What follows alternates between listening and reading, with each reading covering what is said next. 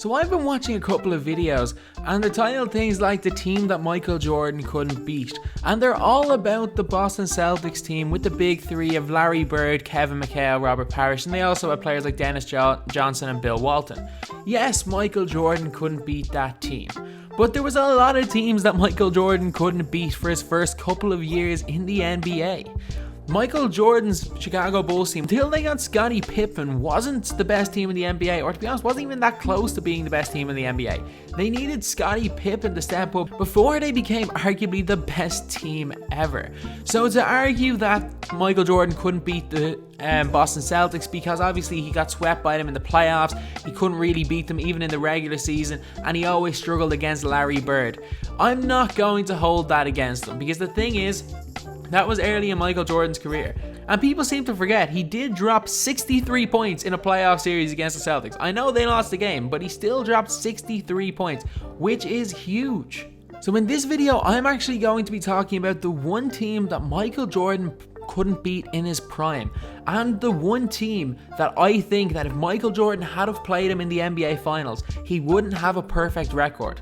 And I'm almost certain if this team had played MJ's Bulls multiple times in the finals, that they would have won at least one NBA Finals. And that team was the Houston Rockets. Surprisingly enough, the Houston Rockets or the Chicago Bulls played in every single NBA Finals between 1991 and 1998. But strangely enough, they never actually got a chance to play against each other in the NBA Finals. The Chicago Bulls obviously three-peated twice, and in those 2 years in the middle, the Houston Rockets ended up winning the NBA championship. But when those two teams faced off in the regular season, during the first three-peat, the Houston Rockets dominated. The Houston Rockets won in 1991, they won both regular season games. In 92, it was 1-1, and in 93, they won both regular season games as well.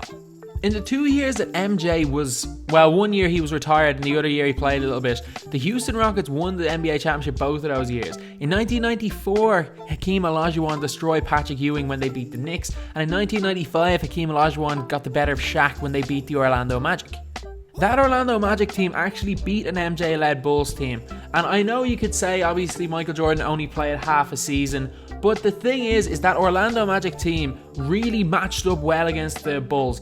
And I genuinely do think that losing that series to the Magic was the main reason the Bulls three-peated again. Because I think that Shaq destroying them in that series was a big reason why they got Dennis Rodman in. And you can't forget how important Dennis Rodman was to that second three-peat that the Chicago Bulls won. The Houston Rockets probably weren't the best team in the NBA at that stage. I'm not going to say that they were better than Chicago Bulls. Heck, they only made 2 NBA Finals, so they weren't even the best team in the Western Conference for most of the decade. But the thing with the Houston Rockets is, especially in Chicago Bulls' first three-peat, a lot less so once they got Dennis Rodman, but the Houston Rockets were a huge mismatch for the Chicago Bulls. Obviously, the Bulls had Scottie Pippen, they had Michael Jordan, they had players like BJ Armstrong, John Paxson, but the Houston Rockets had players like Kenny Smith. They had clutch players like Robert Horry, they had Mario Elie. On a side note, Mario Elie, one of the only NBA champions to play in Ireland, but Mario Elie, obviously the kiss of death, an extremely clutch player.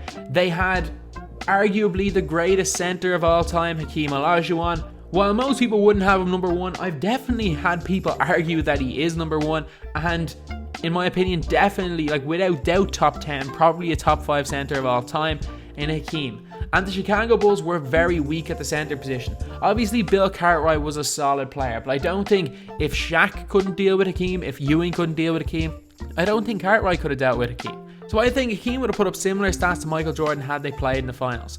But a big reason why the Houston Rockets dominated in this era against the Chicago Bulls was because of Vernon Maxwell.